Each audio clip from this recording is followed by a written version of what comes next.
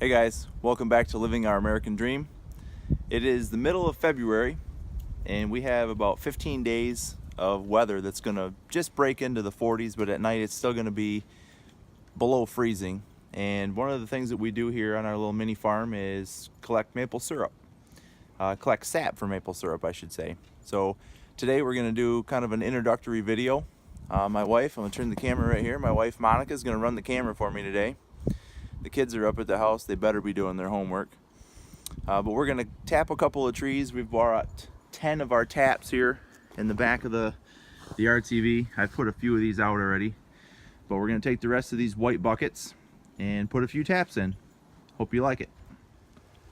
Okay, so we're standing next to one of the red maple trees that we're going to tap. Like I said in a previous video, our woods has mostly red maple trees. Sugar maples work, black maples work. You could even make maple syrup out of birch sap actually, but we're going to tap the majority of red maples. I got a few things here I want to show you guys. First of all, we've got our buckets from a friend of ours who I think he works at a Burger King or something, but the buckets were free, cleaned them up, and what we do, I'm going to come in close here, we drill a small hole right in the side of the bucket that's just big enough to fit our tubing into. Okay? Then we take our taps, which I bought these taps in a kit off of the internet, probably Amazon if I recall, and it comes with a 2-foot piece of tubing and the tap. And you put these things together, there's no need for a fitting here or anything, it just kind of sticks together. You need a 5/16 drill bit, and find yourself a maple tree. This happens to be 3 large trees in one, so you get to the base and it's, it's probably 6 feet around. So I'm actually going to put 2 taps in this tree.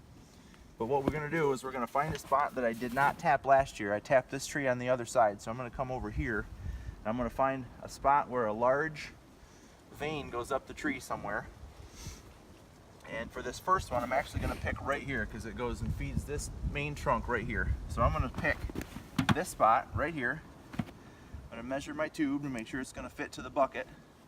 And I'm going to find a spot here, and we're going to drill at a slight angle up into the tree. We're going to go about 2 inches into the tree, and we're watching for the wood chips that come out. We want nice, clean, light colored wood chips. And we want the hole nice and clean. So I'm going to run this drill in there one more time to get all the stuff out of there. And if my lovely wife can get a close-up here, you can see the maple sap coming out of this tree already and dripping right down here. So today it got up to 40 degrees, and this sap would have been running all day today, but I had that pesky thing called work and couldn't get out here to do this until the afternoon after work. So basically what we do from here, this is a tapered end on this, the tap, so we'll stick this in there and just kind of tap it in here. I happen to have a brick, and you can use a rubber mallet, but just gently tap this in there to get it to seat. You don't want to split the wood, because if you split the wood, the sap will run right down the side of the tree and you won't collect any of it. As of right now, you can see that sap coming into our tubing. I'm just going to find the hole in the bucket.